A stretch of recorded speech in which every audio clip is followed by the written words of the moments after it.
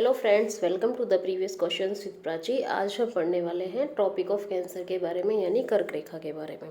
Last video में हमने अक्षांश रेखा और देशांतर रेखाओं को पढ़ा था। अक्षांश रेखाओं की संख्या होती है हमारी 179। अगर हम ध्रुवों को बिंदु मान लेते हैं तो अगर हम ध्रुवों को रेखा मान लें तो इनकी संख्या होती है 181। देशांतर रेखाओं की संख्या होती है 360। अब इसमें हम आगे पढ़ने वाले हैं कि कितने डिग्री अक्षांश को हम ट्रॉपिक ऑफ कैंसर बोलते हैं, कितने डिग्री अक्षांश को हम ट्रॉपिक ऑफ कैप्रिकॉर्न बोलते हैं। ठीक है, यानी कि मकर रेखा बोलते हैं। विषुवत रेखा पृथ्वी के बीचों बीच से जाती है।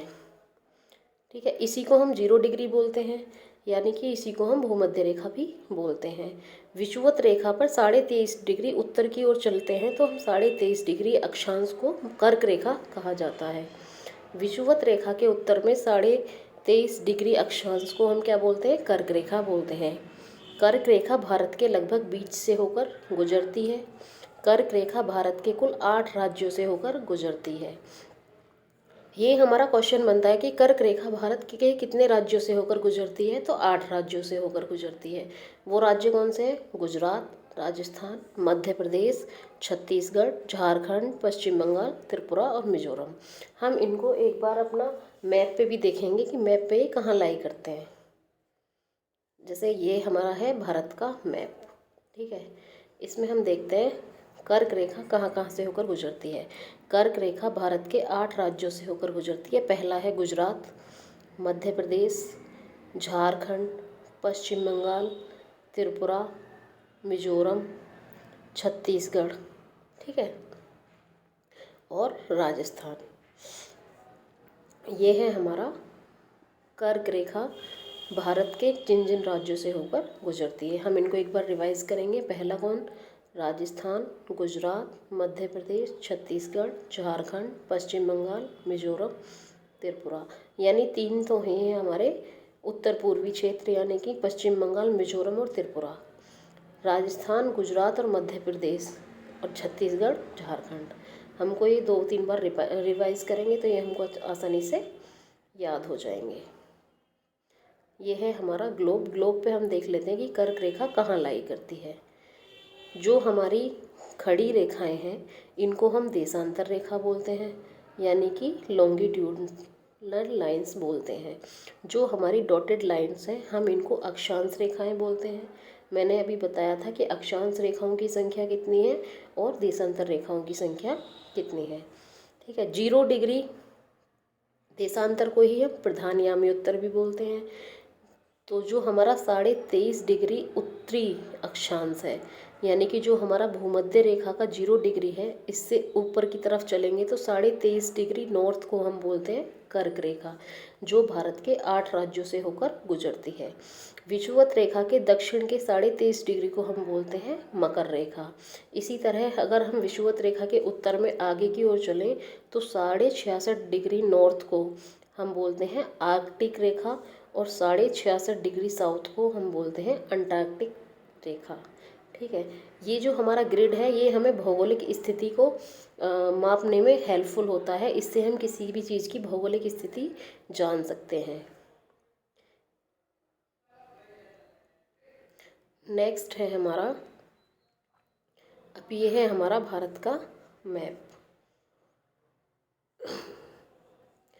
इससे हम बनने वाले मैक्सिमम क्वेश्चंस को कवर करेंगे। एक बार यहाँ रिवीजन भी हो जाएगा और दूसरा हमें ये भी पता चल जाएगा कि भारत का क्षेत्रफल कितना है, उत्तर से दक्षिण क्षेत्रफल कितना है, मुख्य भूमि का क्षेत्रफल कितना है, समुद्री तट की लंबाई कितनी है, मुख्य भूमि की तट रेखा से दूरी कितनी है। ठीक है, तो सबसे पहले हम आते हैं अक्षांश पर। अक्षांश हमारे कौन से होते हैं? जो लेटे हुए थे, यानी लैटिट्यूड्स जो होते हैं वो हमारी अक्षांश रेखा होती है। तो हमारा जो पूर्वी अक्षांश है क्या है? ये 68 डिग्री 7 मिनट से 97 डिग्री 25 मिनट, 68 डिग्री 7 मिनट से 97 डिग्री 25 मिनट पूर्वी अक्षांश। ठीक है, और 37 डिग्री 6 मिनट से 8 डिग्री 4 मिनट पूर्वी देशांतर। अब है हमारा भारत से सटे हुए राज्य। इधर क्या है? पाकिस्तान, अफ़गानिस्तान, चाइना, नेपाल, भूटान, बांग्लादेश, म्यांमार, इनकी सीमा किससे लगती है? हमारे भारत से लगती है। और जलीय सीमा सबसे ज़्यादा हमारी किसके साथ लगती है? म्यांमार के साथ लगती है।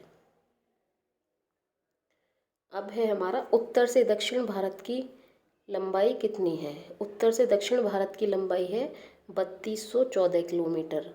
और ये है हमारी पश्चिम से पूर्व। पश्चिम से पूर्व भारत की लंबाई है 2933 किलोमीटर। हम इसको याद रखेंगे। नॉर्थ टू साउथ कितनी है हमारी? 3214 किलोमीटर। और पश्चिम से पूर्व कितनी है? 2933 किलोमीटर। ठीक है। अब है हमारे भारत के पूर्व में है बंगाल की खाड़ी, जहाँ हमारे समुद्र तट की रेखा लगती है। और पश्चिम में है हमारा अरब सागर। ठीक है। तो अब हमें ये जानना है कि जो हमारे समुद्र तट की लंबाई है वो कितनी है। यानी कि समुद्र तट की लंबाई, यहाँ से ये समुद्र तट है, इसकी लंबाई है हमारी 7517 किलोमीटर। मुख्य भूमि की तट रेखा, जो मुख्य भूमि है, यानी कि ये जो है ये मुख्य भूमि है, इसकी जो तट रेखा है उसकी लंबाई है 6200 किलोमीटर। समुद्र तट की लंबाई में हमारा जो अंडमान निकोबार द्वीप है और जो हमारे द्वीप है उनकी जलीय सीमा को मिलाकर है हमारी 7517 किलोमीटर। अगर हम इन द्वीपों की तट रेखा को हटा दें तो हमारी जो लंबाई बचती है वो है हमारी मुख्य भूमि की लंबाई। ठीक है, वो है हमारी 6200 किलोमीटर। जमीनी सीमा की लंबाई हमारी कितनी है? जमीनी सीमा की लंबाई है हमारी 15200 किलोमीटर। हमने इस मैप से ऑलमोस्ट बहुत सारे क्वेश्चंस को कवर किया है। यहीं से है ये कर्क रेखा जिसके बारे में हम पढ़ रहे थे। कर्क रेखा भारत के 8 राज्यों से होकर गुजरती है। राजस्थान, गुजरात, छत्तीसगढ़, झारखंड, पश्चिम बंगाल, त्रिपुरा, मिजोरम, ठीक है, और मध्य प्रदेश। ये हमने पढ़ लिया। अब हमारा मेन चीज़, भारत का क्षेत्रफल कितना है? भारत का क्षेत्रफल है 32,87,263 वर्ग किलोमीटर। जो भी हम एग्ज़ाम की तैयारी कर रहे हैं उसमें बेसिक क्वेश्चंस बहुत आते हैं और मोस्टली जो हमको कंफ्यूज करते हैं वो है हमारे ये डिग्री अक्षांश की। 68 डिग्री 7 मिनट से 97 डिग्री 25 मिनट और 37 डिग्री 6 मिनट देशांतर से 8 डिग्री 4 मिनट देशांतर। हमारा जो सबसे उत्तरी बिंदु है उसको हम बोलते हैं इंदिरा कॉल। सबसे दक्षिणी बिंदु को बोलते हैं इंदिरा पॉइंट, जो अंडमान निकोबार द्वीप के लास्ट में है।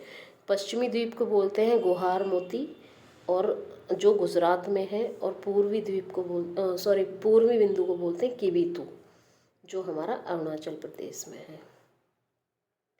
अब है हमारा इससे आगे कुछ इम्पोर्टेंट पॉइंट्स जो हमें याद रहने चाहिए।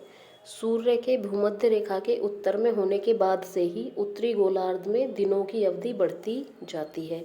जैसे जैसे सूर्य उत्तरी गोलार्ध यानी कि विषुवत रेखा से ऊपर की तरफ चलता है तो जो दिनों की अवधि मतलब जो दिनों की समय है ना, वो बढ़ता जाता है।